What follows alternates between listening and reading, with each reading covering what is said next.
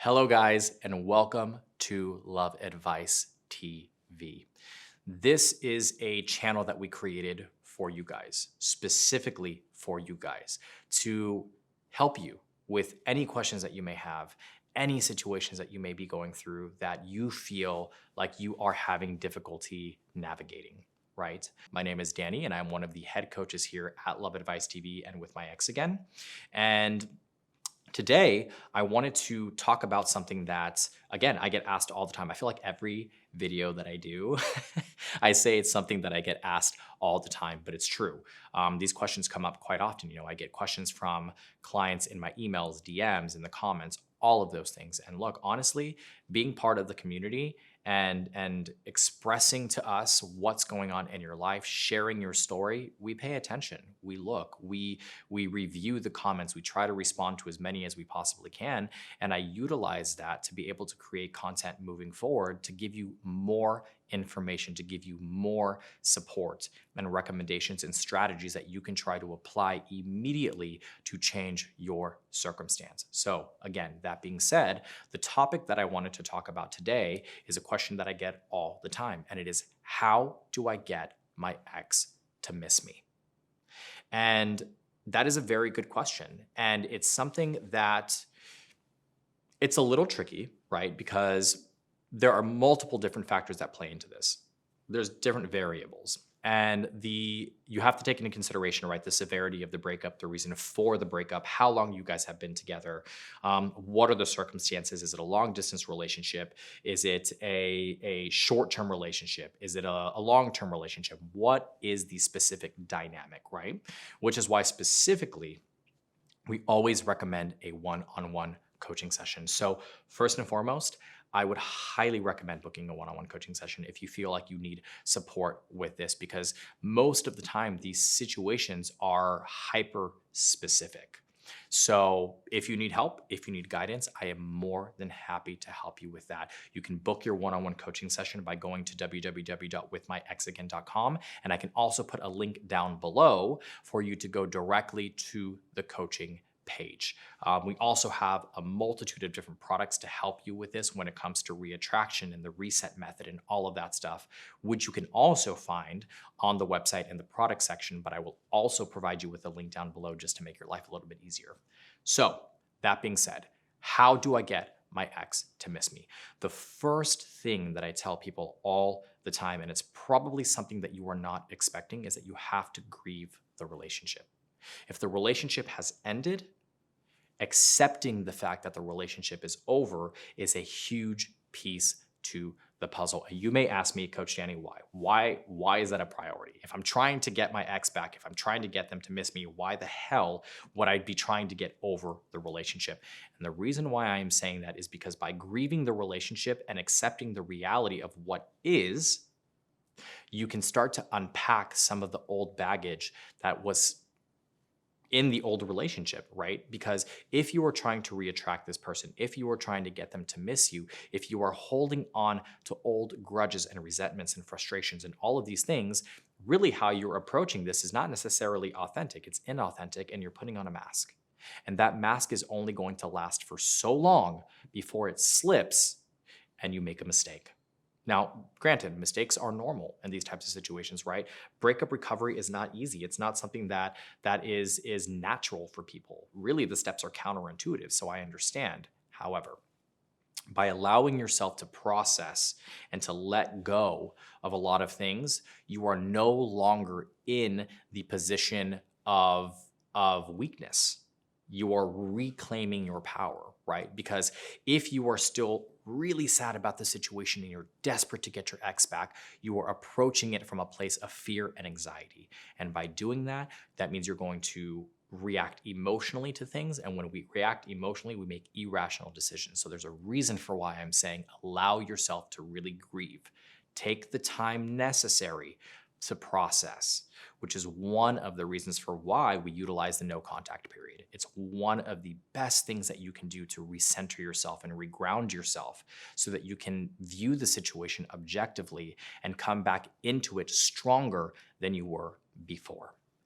The second thing here is do not reach out under any circumstances. And this is incredibly difficult for people to do, right? Because as soon as that door opens, and let's say, for example, they reach out to you first, they contact you first, you are dying to reach out because you think in your mind, this is my only opportunity. This is the only shot that I'm going to have. If I do not take this shot, it's over, it's done, it's never going to happen again.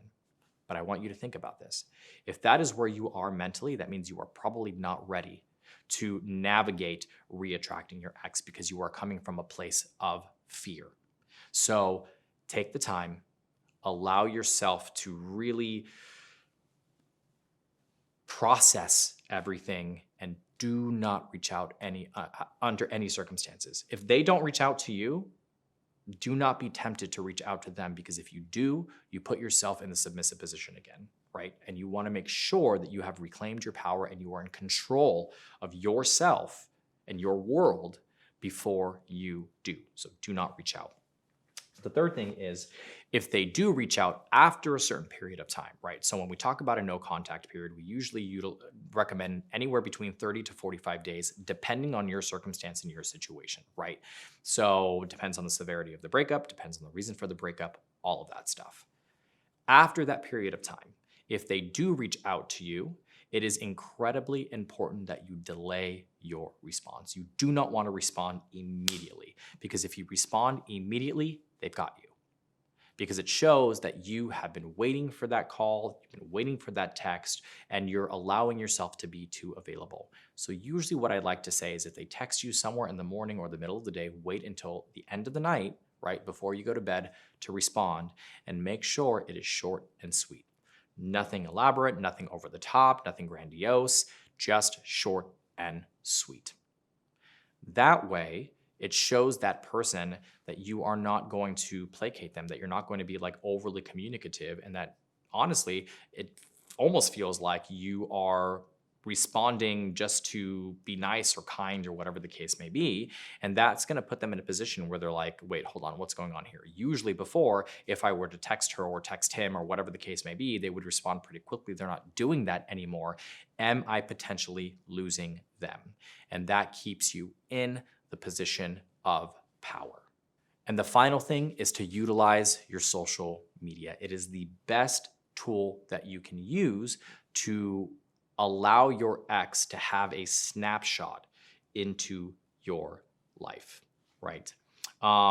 Maybe you're in one of those situations where they've blocked you from social media, you guys aren't following each other anymore, whatever the case may be. If that is the case, we have a video for you. So it's not going to be this video, but there is another video that talks about that specifically, right? What to do when you've been blocked by your ex. And actually, to make your life simple, I will also put that in the link down below, the description down below, so that you can utilize or watch that video if that is your circumstance.